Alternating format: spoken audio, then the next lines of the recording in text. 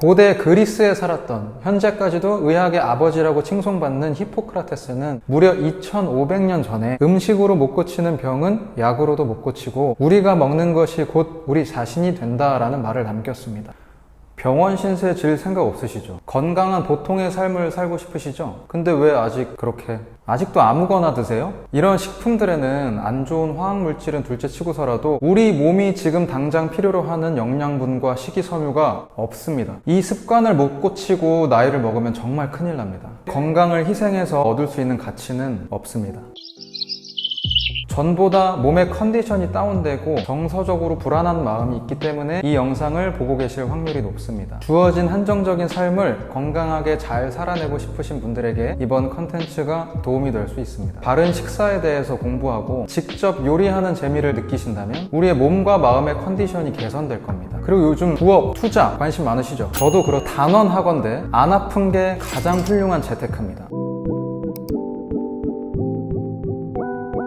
안녕하세요, 미설입니다. 앞으로 이 채널에서 그동안 우리가 잊고 지냈던 식생활에 대한 본질을 함께 생각해보고 우리 자신과 우리의 가족들의 건강성을 무너뜨리는 현대 문화로부터 남들보다 더 빨리 벗어나고 바른 음식 소비 습관을 갖추신 분들이 점점 늘어나서 우리가 더 좋은 양질의 음식과 재료들을 쉽게 구할 수 있는 환경에서 살아가고 싶습니다. 또 요리사 경력을 바탕으로 무조건 맛있어질 수밖에 없는 과학적 요리 정보들을 함께 공유해서 우리 주방에 다시 활기가 돌고 손수 마련하는 식사의 의미를 찾아가는 분들이 늘어났으면 좋겠습니다. 제가 지금부터 드릴 얘기는 남녀노소 정치적 신념을 떠나서 우리 모두에게 해당될 거예요. 주어진 한정적인 삶을 잘 살아내는 것에 대한 이야기이기 때문입니다. 요즘 이런 분들 많으실 것 같아요. 아침에 회사 가려고 알람을 2개, 3개, 5개씩 맞추죠. 7시 반에 하나, 35분에 하나, 50분에 하나. 그러다 결국 마지막 거에 일어나 헐레벌떡 챙겨서 회사로 갑니다. 급하게 업무하다가 길지 않은 점심시간이 되면 우리의 당 수치를 팍 올리는 일품 요리를 많이 먹어요. 바쁜 날에는 편의점에서 도시락으로 때울 때도 많고 그러다가 업무에 집중해서 한 3시쯤 되면 엄청 피곤해요.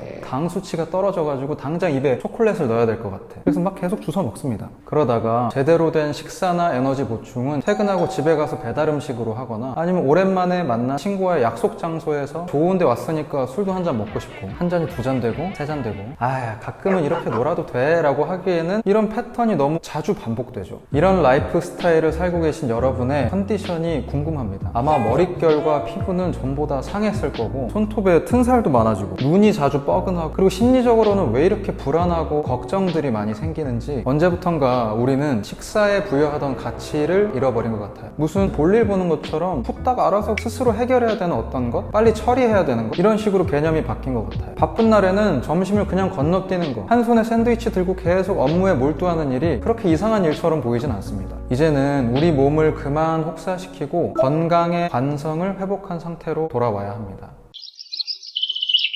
저는 2013년도부터 군 생활을 했었는데요. 도중에 가까웠던 제 외삼촌이 췌장암으로 돌아가셨어요. 갑자기. 젊은 나이셨습니다. 44살. 그 일은 삼촌의 단란했던 가족뿐만이 아니라 일가 친척은 물론이고 삼촌이 일하던 회사의 직장 동료와 그들의 가족들에게까지 정말 파도와 같은 슬픔을 안겨준 사건이었거든요. 당연하다고만 생각했던 보통의 삶이 얼마나 소중한 것인지 조금은 늦었지만 아주 절실히 깨닫는 계기가 되었습니다. 전혀 당연하지 않은 것들인데 몰랐어요. 비슷한 경험을 해보신 분들은 아마 무슨 뜻인지 아실 겁니다. 제 얘기를 짧게 해볼게요. 아까 군 생활을 했다고 했는데 저는 군 생활을 꽤 잘했습니다. 동기들 중에 성적도 좋아서 상위 4%로 인정을 했고 체력도 다 좋았고 다 특급이었어요. 그래서 나는 이렇게 군 생활을 하다가 내 인생은 마무리하겠구나 이런 생각까지 했습니다. 그런데 가만 생각해보니까 제가 그동안 살아오면서 규정된 틀을 단 한 번도 벗어난 적이 없었던 것 같은 생각이 들었어요. 야, 원래 다 그렇게 살아. 원래 그런 거야. 뭔가 실체는 보이지 않는 이 세상이 요구하는 것들에 적당히 부응하면서 사는 전반적인 사회의 분위기 속 보이지 않는 틀? 이런 생활에 자연스럽게 녹아들다 보니까 내 의견보다는 남의 시선이 훨씬 더 신경 쓰이고 그냥 뭐 중간만 하면 되지 더 안정적인 직장을 선택한 것 같았어요. 망한다고 하더라도 나 혼자 생각하고 판단하고 결정해서 그 책임을 제가 다 지불하는 게 훨씬 자연스러운 것처럼 느껴졌습니다. 나이 30살에. 그래서 전역을 결심했어요. 7년이라는 군 생활을 잘 할 수 있던 원동력 중에 하나가 요리를 하는 거였어요. 저는 옛날에 독신자 숙소에 살 때도 혼자서 요리를 만들어 먹었습니다. 그리고 결혼을 한 이후에 집들이를 20번도 넘게 했어요. 그 요리를 만드는 과정과 이 음식을 먹고 즐거워하는 사람들을 보면 제가 다른 어떤 일을 할 때보다 큰 만족감이 오고 마음이 긍정적인 느낌으로 꽉 찬다고 해야 되나? 그런 기억이 있었기 때문에 겁도 없이 맨땅에 헤딩하듯 요식업계에 취업을 했습니다. 처음에는 아무도 받아주지도 않았어요. 이력서를 20-30군데 내도 아무도 안 받아줬어요. 그래서 할 수 없이 자격증을 먼저 따고 그런 계기를 통해 운 좋게 익선동에 있는 온천집이라는 식당 주방에 처음 일을 하기 시작했어요. 정말 힘들었는데 정말 즐거웠습니다. 그 꿀 같은 하루 쉬는 날 제가 꼭 배워보고 싶은 셰프 형님한테 부탁을 해서 무급 인턴 생활도 했습니다. 새로운 분야에 왔다는 그 열등감, 부족함 때문에 정말 누구보다 간절히 매달렸던 시기였어요. 최근까지는 을지로 보석이라는 식당에서 셰프로 일해왔고 현재는 이 스튜디오를 운영하면서 음식, 우리의 건강과 관련된 컨텐츠를 만들고 있습니다. 새로운 분야에 늦게 들어왔기 때문에 제가 할 수 있는 거는 공부하고 책 보고 연구 결과 찾아보고 이런 것밖에 할 수가 없었어요. 출근하기 전, 퇴근하고 난 다음에 토막 시간을 내서 영양과 요리와 관련된 책들을 읽으면서 정보를 다 정리하기 시작했어요. 처음에는 요리를 잘하는 방법, 어떻게 하면 음식이 맛있어질까 같은 것들에 집중을 했는데 시간이 흐를수록 더 중요하고 본질적인 우리 몸과 마음의 건강에 대한 관심이 더 커지기 시작했습니다. 저는 평생 살면서 마음이 항상 불안정했거든요. 이 불안감을 꼭 해결해야 되는 숙제처럼 안고 지내왔습니다. 시간이 흐를수록 이 흥미로운 자료들이 쌓여갔고 그 내용들을 제 자신한테 적용하기 시작했습니다. 그랬더니 실제로 제 몸의 컨디션과 정서적 불안감이 많이 개선되는 것을 경험을 했고 야, 이거 내용 혼자만 알고 있으면 안 되겠다. 분명히 이 내용을 필요로 하는 사람이 있고 도움받을 사람이 분명히 있겠다라는 생각을 하게 됐어요. 그래서 이 내용을 좀 나누고 싶었습니다. 고대 중국의 의사는 결국 건강의 주체는 환자 본인 당사자라고 생각했습니다. 당시 의사는 담당하던 환자가 아무 일이 없을 때 계속 건강할 때는 훌륭한 의사라고 평가를 자네 정말 훌륭하구나. 담당하던 환자가 병이 들면 보수를 못 받았다고 합니다. 신기하지 않나요? 우리도 그래야 하는 거 아닙니까? 이미 병이 깊어진 후에 치료를 시작하는 것은 목이 마른 다음에 우물을 파기 시작한 것과 같다라는 기록이 있을 정도거든요. 이 말은 예방법을 엄청나게 강조했다는 뜻입니다. 여러분, 작은 스마트폰 하나로 전 세계의 실시간 정보와 뉴스를 확인할 수 있는 시대입니다. 정보가 부족해서 방황하는 사람은 없어요. 아마도 무엇을 왜 해야 되는지 확신이나 동기가 없기 때문에 못하는 것 뿐이죠. 제가 지금부터 왜 우리가 식습관과 생활습관 그리고 내 마음의 상태에 더 많은 관심을 기울여야 되는지 설득해보려 합니다. 프랑스의 미식가였던 브리아 사바랭은 인간은 활동을 하면 끊임없이 물질적 손실을 일으킨다. 만약 인간의 건강 상태가 신체의 요구와 균형을 이루지 못하면 인체에 경고해주는 태엽장치가 울린다. 요즘 저를 포함한 많은 현대인들에게 공통적인 불편한 증상들이 많아졌어요. 예를 들어서 두통, 혓바늘, 소화불량, 고혈압, 낮은 수면의 질, 설사, 여성의 생리주기 문제, 전에 없던 새로운 알러지 반응, 안구 건조, 충혈, 물눈곱, 지나친 식곤증. 그리고 우리 생활 속에서 즐거움이나 이 기쁨이 사라지는 정서적 불안이나 걱정들은 날이 갈수록 높아지고 있어요. 방금 제가 나열한 다양한 증상들이 인체에 경고하는 태엽장치에 해당합니다. 이 미병이라고 칭해지는 다양한 증상들이 너무나 고맙게도 우리 몸에게 계속 신호를 보내주는 거예요. 너 지금 몸의 균형이 깨지고 있다. 내 지금 여기 눈이 뻑뻑한 게 그냥 눈만 뻑뻑해서 그런 게 아니야. 야, 여기 손톱 튼 살이 왜 발생하겠어? 너한테 지금 어떤 부분이 부족해. 너 저녁에 잠을 왜 못 잘까? 사실 이런 애매한 증상 때문에 병원에 가도 딱히 뾰족한 치료법은 없습니다. 우리나라는 유독 소염제, 진통제, 항생제 이런 굳이 먹지 않아도 되는 약들을 많이 처방해주는 경향이 있는 것 같아요. 전에 어디 다큐멘터리에서 봤는데 우리나라 감기 걸린 환자의 처방전을 들고 외국 의사에게 보여줬더니 헛웃음을 쳤습니다. 나 속이는 거 아니냐고. 정말 이 모든 약들을 처방받냐. 아시겠지만 이건 제대로 된 치료법은 아니죠. 비 오는 날에 천장에서 물이 자꾸 새는데 어디서 물이 들어오는지 원인은 파악하지 않고 방수 스프레이 같은 거 사다가 임시 치료해 놓는 거랑 비슷하고 수도꼭지가 고장나가지고 물이 자꾸 뚝뚝 떨어지고 있는데 바닥에 그냥 고인 물만 닦아주는 거예요. 그래서 시간이 지나 똑같은 상황이 계속 연출되죠. 마찬가지로 이 미병이라고 칭하는 다양한 증상들을 어떤 조치 없이 그대로 두게 되면 시간이 흘러서 우리가 익히 알고 있는 대사성 질환이라고 하는 비만, 당뇨, 고혈압, 암 뇌졸중, 심근경색, 동맥경화, 우울증, 천식, 아토피, 궤양성 대장증후군 등 이름만 들어도 끔찍한 현대인의 질병으로 발병할 확률이 기하급수적으로 높아집니다. 마치 천장에 물이 새는 그 원인을 파악하지 않은 채 시간이 흘러서 천장이 썩어서 무너져 내린 거죠. 정리하면 근 100년 동안 급격히 증가한 현대인들이 자주 걸리는 대사성 질환은 잘못된 식습관, 생활습관, 건강하지 못한 마음 상태, 이 세 가지의 지독한 콜라보레이션으로 생겨난다고 해도 과언이 아닙니다. 지금 이 순간에도 저와 여러분의 몸속에는 암으로 진전될 수 있는 돌연변이 세포, 이상세포라고 하는 이것들이 수천 개에서 많게는 수만 개씩 지금도 생성되고 있습니다. 우리 온몸에서. 하지만 지금 우리의 건강성이 유지되고 있는 상태이기 때문에 우리의 면역체계가 이상세포가 생기는 족족 가서 없애고 있기 때문에 우리가 건강함을 유지하고 있는 겁니다. 우리의 면역력이 발병을 억제하고 있는 겁니다. 바이러스 감염에 의해서 몸의 컨디션이 잠깐 기우뚱할 수는 있지만 우리 몸은 기본적으로 시간이 흐르면 상처가 자연스럽게 아물듯이 회복하려는 성질이 있어요. 잘못된 습관들이 우리 몸을 약하게 만들고 이 약해진 몸은 외부에서 들어오는 바이러스나 감염 등에 취약하게 됩니다. 그렇기 때문에 우리의 건강성을 지속적으로 유지해 주는 게 중요합니다. 혹시 몸에 이상이 생기더라도 제대로 된 음식을 통해서 영양소 보충을 해서 몸의 대사작용을 통해 적재적소에 필요한 성분 보내주고 혹시 몸에 균이나 바이러스가 침투해서 각종 증상들이 발생한다 해도 이 면역 체계를 비롯한 각종 자율회복 시스템이 가동돼서 금방 척척 치유되는 것이 건강성이 유지된 보통의 몸에서 일어나는 현상입니다. 하지만 바쁜 현대사회, 특히 대한민국이라는 난이도가 조금 있는 나라에서 살고 있는 우리들은 치열한 경쟁이나 성과 우선주의, 이런 숨막히는 문화 때문에 교감신경이 항상 활성화되어 있습니다. 정서적으로 불안하다는 뜻이에요.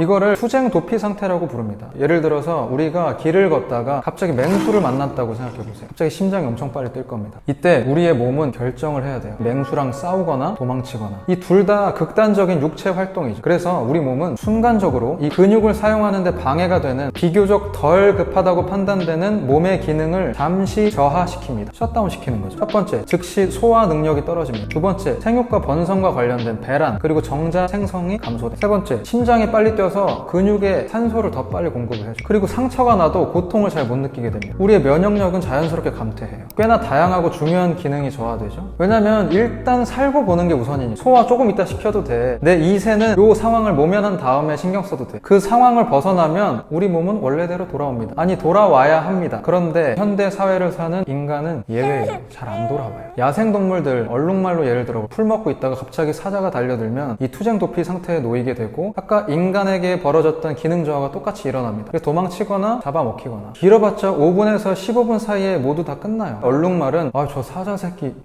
이 괘씸한 새끼 나를 감히 먹으려고 했어? 아 저 사자가 내일도 나를 공격하면 어떡하지? 이거 어떻게 복수해주지? 열받아가지고? 야생동물은 이런 생각을 안 해요. 이런 고민을 하지 않습니다. 위궤양과 같은 스트레스성 질병에 걸려서 죽지 않습니다. 근데 현대사회를 살아가는 우리들한테 맹수가 너무 다양해졌어요. 이게 무슨 말이냐면 고3 같은 경우 수능이 맹수가 되죠. 1년 내내 우리를 쫓아오는 사자가 됩니다. 결혼을 하고 집을 얻은 신혼부부들, 다가오는 대출이자 이것도 맹수 같은 거죠. 취업, 면접 맹수, 직장 상사 맹수. 상황이 이렇게 되니까 우리 몸이 긴장 상태를 놓고 진정한 휴식을 하기가 어려워졌습니다. 그래서 아까 잠깐 근육 활동을 해야 됐기 때문에 꺼놓았던 기능들이 정상화되지가 않고 우리 몸의 대사나 순환작용에 문제가 생기고 병에 걸렸다 하면 다들 비슷한 대사 질환에 걸립니다. 근데 이미 저렇게 취약해져 있는 몸을 케어하기는커녕 원래 재료가 뭐였는지는 도무지 알 수 없는 이 가공식품을 되게 자주 먹고 그 가공식품에는 발음하기도 힘든 화학물질과 기타 방부제, 보존제, 합성 향료, 색소 그리고 잘못된 다이어트 정보 이것만 먹으면 해결. 이 방법 말고는 다 틀린 겁니다 여러분. 호도하는 것들 만병통치약처럼 여겨지는 슈퍼푸드들 그리고 소비자들의 유익과는 거리가 먼 기업의 이윤만을 생각하고 있는 마케팅에 휘둘리는 등 아주 다양한 곳에서 우리의 건강성을 위협받고 있는 것이 현실입니다. CDC 미국 보건복지부 산하에 있는 질병관리센터는 미국인의 70%가 식습관과 관련된 병으로 사망할 거라고 추정하고 있습니다. 과연 우리라고 다를까요? 우리는 이런 걱정스러운 상황을 다행히도 바른 식사와 생활 습관을 통해서 충분히 예방할 수 있습니다. 우리 몸은 강합니다. 어렵지 않은 거 당장 시작해야 됩니다. 일본의 도호쿠 대학 명예교수를 역임한 곤도 쇼지 의학 박사는 일본의 장수마을 단명마을이라는 책을 1935년부터 71년도까지 무려 36년 동안 일본에 있는 990여 개의 마을을 돌아다니시면서 생활 양식을 분석하셨다고 합니다. 열정이 그분이 평생을 바친 연구의 결과가 뭔지 아세요? 건강과 장수의 핵심은 식생활이며 천천히 즐기면서 먹는 게 건강한 삶과 의미 있는 상관관계가 있다. 고대 그리스에 살았던 현재까지도 의학의 아버지라고 칭송받는 히포크라테스는 무려 2500년 전에 음식으로 못 고치는 병은 약으로도 못 고치고 우리가 먹는 것이 곧 우리 자신이 된다라는 말을 남겼습니다. 이분들이 평생에 걸쳐서 자신들의 이름을 걸고 근거도 없이 이런 결론을 내렸을까요? 과학과 의학의 발달로 기대 수명이 100세가 이제는 우습습니다. 운이 없으신 분들은 한 140년까지 사실. 근데 여기서 착각하면 안 되는 게 기대 수명은 그렇게 긴데 건강 수명은 그렇지 않습니다. 생로병사가 아니라 생로병병병병사, 유병장수의 시대가 된 거예요. 술, 담배로 인한 사망률보다 식습관과 관련된 사망률이 2배 이상 높은 현실을 모른 척 해서는 안 됩니다. 이상하지 않나요? 저랑 함께 바른 식사와 생활 습관을 고치게 되면 제가 단언하건대 나중에 나이 들어서 병원 신세를 지는 기간을 획기적으로 줄일 수 있습니다.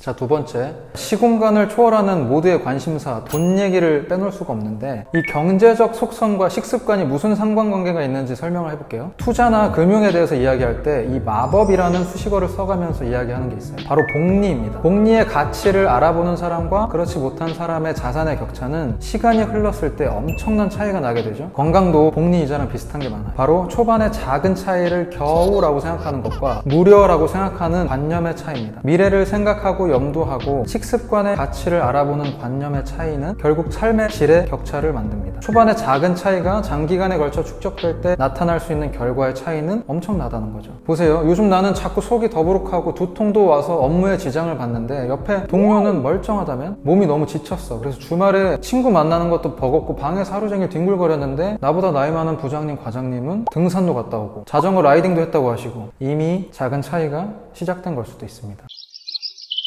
자, 무식하게 단순 계산만으로도 50년 동안 경제활동을 하는 것과 20년도 채 못하고 아파서 병원 신세를 하게 되는 것, 게다가 이런 자기개발적 요소에 관심을 두고 자신의 가치를 높이려는 사람들, 커리어를 발전시켜 나갈 동력과 열정과 꿈이 있는 사람들한테는 그 결과가 훨씬 드라마틱해지겠죠. 깨어 계신 분들이. 이 습관의 가치는 당신이 어떤 사람이 되고 싶건 간에 꿈꾸는 목표의 성패가 달린 지속성을 부여할 것이기 때문에 식습관의 중요성과 필요성을 자연스럽게 인지하게 된다면 웬만한 수익 파이프라인보다 장기적으로 훨씬 큰 무형의 자산을 갖게 되는 거죠. 우리는 당장 내 주머니에 돈을 챙기는 법, 투자, 주식, 블로그, 파이프라인, 브랜딩, 또 부동산 경매, 갭 투자, 이런 키워드에 엄청 달려듭니다. 왜냐? 당장 눈에 보이는 성과고 경제적 자유가 그 어떤 것보다 우선적으로 느껴지는 사회이기 때문입니다. 제가 언급한 그런 경제 키워드에 열광하는 게 잘못된 게 아니에요. 저 또한 엄청 관심이 많고 돈 많이 벌고 싶습니다. 남한테 아쉬운 소리 하고 싶지 않아요. 하지만 더 중요한 것도 있다. 여기 심지어 비용도 안 들고 엄청 쉽다. 지금 당신이 관심 두고 있는 그것만큼 이 건강성을 유지하는 데에도 관심을 기울여 달라 라고 제안드리고 있는 겁니다. 아시다시피 시간은 흘러가는 게 아니라 다 쌓여 있는 거죠. 당장 얻을 수 있는 것들에 관심을 갖듯이 우리가 잃을 수 있는 것들에 대해서도 고려를 해야 됩니다. 리스크를 염두하는 태도는 우리의 현명함의 정도와 비례할 거예요. 이제는 아까 얘기한 이 미병의 증상들을 모른 척 해서는 안 됩니다. 이제는 알아야 하고 궁금해야 됩니다. 20, 30년 뒤에도 난 여전히 건강할 건데 건강한 삶이 디폴트야. 이렇게 착각하는 것은 정말 김칫국 마시는 잘못된 신념이 될 수도 있어요.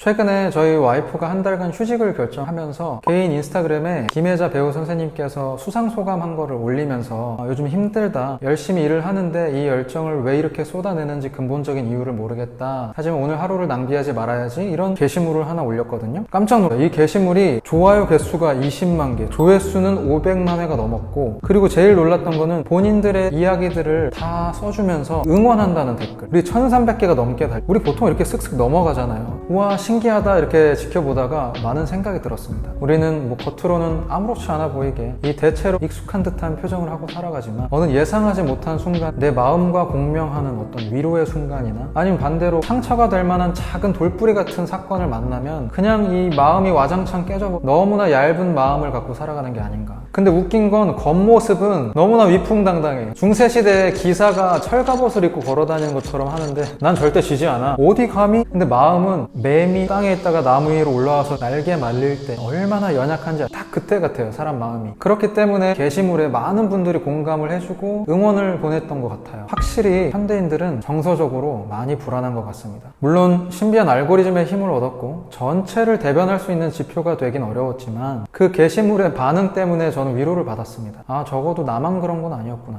우리가 생각하는 정상적이고 건강한 삶이 성립이 되려면 우리의 몸과 마음이 아주 긴밀하게 연결되어 있다는 사실을 먼저 이해해야 됩니다. 뜬구름 잡는 소리, 신비주의적 관점이 아니라 최근 계속 발표되고 있는 뇌과학 연구 결과를 보면 무슨 말인지 이해가 되실 거예요. 건강한 보통의 삶은 신체적 건강뿐만이 아니라 우리 마음 정서적 건강도 함께 관심을 기울여야만 얻어낼 수 있다는 뜻입니다. 우리는 학창시절에 주입식 교육을 받았습니다. 모두가 네모난 교실 안에 앉아 수업을 듣고 종이 땡땡땡 치면 자, 이제는 수학 접어, 전과는 상관없는 새로운 과목 들으러 갈 거야, 이런 느낌이 절로 나는 환경에서 교육을 받았죠. 하지만 졸업을 하고 사회에 나와서 일을 하고 새로운 사람을 만나면서 느끼는 것은 그런 개별 과목도 중요하지만 학교에서 친구들과의 관계, 선생님들과의 교류, 내가 만났던 사건, 다양한 경험 속에 지나쳤던 수많은 내 내면의 감정들과 의식들, 이 모든 것들이 조화롭게 연결해서 일이나 사업, 프로젝트 같은 것들을 이끌어 나가야 하는 것처럼 건강한 삶도 음식이나 영양소, 이런 개별적 과목도 중요하지만 스트레스 관리,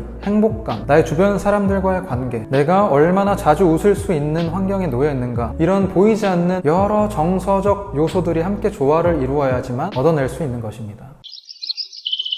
여러분, 먹고 싶은 요리를 떠올리고 그 요리를 만들기 위해 시간을 들여서 재료를 사고 손질하고 내 감각적인 부분을 이용해서 요리를 한, 그리고 그 결과물을 함께 즐기는 시간들까지, 이렇게 구성된 한 끼의 식사는 별 감흥 없이 핸드폰으로 보면서 후다닥 입안에 넣고 소화시켜버린 한 끼랑은 비교도 되지 않는 큰 차이가 있어요. 엄청 큰 힘이 숨어 있습니다. 자기 스스로나 혹은 내가 사랑하는 사람을 생각하면서 의미가 부여된 올바른 식사의 한 끼는 보통의 루틴이 아니라 리추얼이 되어줍니다. 이 리추얼은 스스로를 더욱 중요한 사람으로 여기게끔 도와주고 자신을 아껴주고 싶은 마음이 들게 해줍니다. 남들과 비교했을 때가 아니라 스스로 더 나은 사람이 되려면 자기 존중과 다정함이 필요하잖아요. 그동안 우리의 관심은 전부 바깥, 환경, 남의 시선 같은 것들에 너무 많이 뺏기고 있었습니다. 이제는 반대로 방향을 바꿔서 우리의 내면, 내 스스로에게도 관심을 기울여야 됩니다. 내가 사랑하는 사람, 좋아하는 사람들한테 행동할 때 이렇게 하면 저 친구가 좋아하겠다, 싫어하겠다, 이렇게 남을 배려하는 것들을 내 스스로에게도 똑같이 해줘야 됩니다. 자신을 돌보는 행동은 사람마다 다 다를 겁니다. 저 같은 경우에는 요리를 하는 과정과 바른 식사를 즐기는 것을 유용한 도구로 삼고 있어요. 뜨겁게 달궈진 팬 위에 내가 넣고 싶은 재료들이 쫙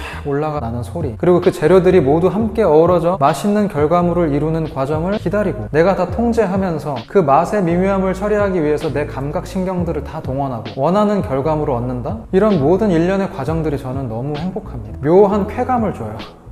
완전히 몰두하는 느낌? 이런 느낌을 누군가는 명상을 할 때 느끼고 누군가는 스포츠를 할 때, 아니 누군가는 책을 읽을 때, 저는 요리를 하는 과정 중에서 많이 느껴요. 심리학자 칙센트미아이는 이를 플로우, 몰입이라고 정의를 하고 있습니다. 팬 위에 재료 넣고 웍질을 한다거나 칼질을 한다거나 음식을 저어준다거나 이런 반복적인 행동에 몰입을 하는 거죠. 저 같은 경우는 이 요리를 만들고 바른 식사를 챙기는 거를 저만의 피난처로 삼고 있습니다. 음식을 만드는 걸 통해서 얻는 것은 그 완성된 결과물 뿐만이 아니라 안정감, 몰입, 노동의 기쁨, 행복, 사랑하는 사람들과의 교감, 이 모든 것들입니다. 근심이 들어오는 틈을 좀 줄여줬다고 표현할 수 있을 것 같아요.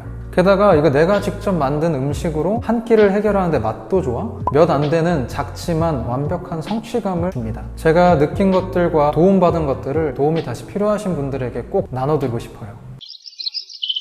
이대로 기계처럼 취급되는 삶을 아무 문제 없이 살아간다면 평균 수명은 높아졌는데 건강 수명은 짧아져가지고 인생에 되게 많은 시간을 요양병원에 누워서 보내는 굉장히 아이러니한 세대가 될 수도 있습니다. 당신을 위해서 대신 일해줄 사람은 지금도 발벗고 뛰고 있지만 대신 아파줄 사람은, 다시 강조하지만 입으로 들어오는 바른 음식 중요합니다. 하지만 제 경험과 다양한 책 그리고 연구 결과에 의해서 결론 지어지는 것은 건강함이라는 상태를 유지하기 위해서는 음식, 영양소뿐만이 아니라 마음의 건강이 필수적으로 요구된다는 것입니다.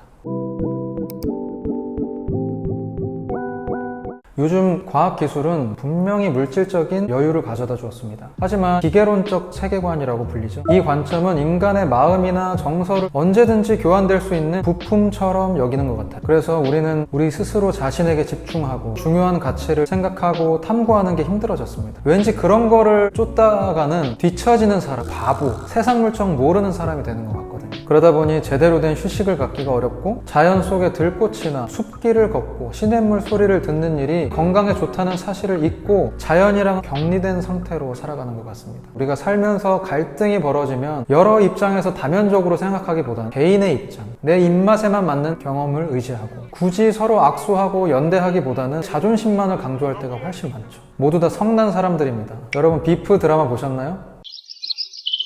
우리는 그때그때 유행하는 슈퍼푸드나 영양 보충제를 평생 추종하며 살 수는 없습니다. 보충제를 출시하기 전에는 수천 명의 사람의 데이터를 취합해서 평균의 인간을 상정해 놓고 약을 개발합니다. 왜 이렇게 많은 표본이 필요할까요? 사람마다 그 영양제에 반응하는 방식이 다 다르기 때문입니다. 평균적인 인간은 숫자로만 존재할 수 있어요. 무슨 뜻이냐면 당신이 절대 평균의 인간이 아니라는 뜻입니다. 우리 생김새가 다르듯이 몸이 기능하는 방식도 오장육부의 크기나 각각의 능력치도 위장에 들어있는 소화액, 펩신이나 염산의 양은 1000배까지도 차이가 납니다. 그리고 사람에 따라 필요한 영양소의 양은 많게는 10배까지도 차이 나요. 여기다가 나이라든지 환경이라든지 그 사람의 지금 컨디션, 문화권에 따라 엄청나게 복잡한 함수가 되겠죠. 가장 쉽게 생각해서 똑같이 소주 한 병 먹었는데 한 명은 테이블 위에서 춤추는 사람이 있는가 하면 조용히 치우는 사람도 있습니다. 사람마다 다 다르다는 거예요. 그럼 어떻게 해야 되냐? 우리 개개인이 스스로에게 집중을 해서 내 몸이 선호하고 내 몸에 필요한 것이 어떤 것인지 알아차리는 영양학적 지혜를 구축을 해야 됩니다. 그게 가능하냐고요?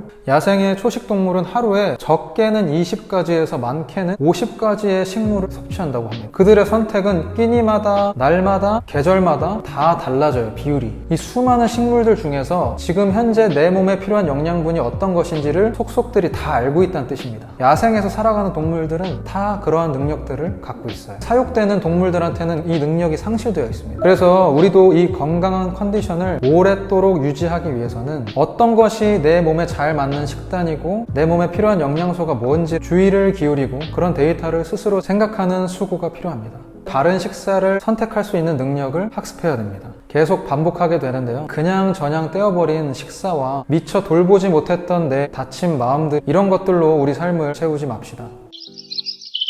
여러분, 집에서 요리할 때는 음식점 수준의 퀄리티일 필요가 없습니다. 그냥 주말에 주머니에 손 꽂고 부시시하게 냉장고 앞으로 와가지고 오늘은 뭐 만들어 먹지? 이런 재료가 남았네. 뭘 해 먹을까? 이렇게 생각하는 날들이 조금씩 늘어났으면 좋겠습니다. 바른 식사가 뭐냐고요? 요리하는 게 어렵다고요? 제가 도와드리겠습니다. 여러분의 마음속에서 이제는 요리 한번 해 먹어보고 싶다. 바른 식사? 이게 내 삶에 도움이 된다. 그리고 즐겁다. 이런 긍정적인 마음이 생겨나게끔 하는 게 제 목표입니다. 앞으로는 좋은 영양소와 미네랄이 많이 포함된 바른 식사를 먹고 초가공식품의 섭취는 조금씩 줄여가셨으면 좋겠어요. 그래서 내 몸을 구성하는 세포와 온 몸의 기관들이 오랫동안 재기능을 해서 병원에 누워서 후회하는 날이 오지 않았으면 좋겠습니다. 이루고 싶은 목표가 있으신가요? 성취를 위한 가장 기본 조건은 지속되는 건강한 삶입니다. 우리의 건강성을 더 많이 잃어버리기 전에 도움되는 부분들을 각자의 삶에 적용해 보셨으면 좋겠습니다. 저는 의사도 아니고요, 영양학 전공자도 아니고 대단한 환경보호론자도 되지 못합니다. 저는 식습관과 관련된 질병으로 가까운 가족을 잃은 슬픔이 아직 남아있는 보통의 사람입니다.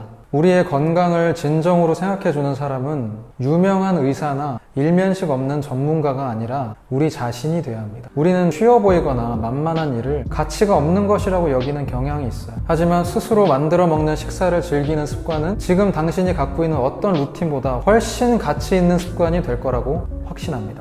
아직 늦지 않았습니다. 우리 몸은 생각보다 엄청 강하거든요. 긴 영상 시청해주셔서 감사합니다.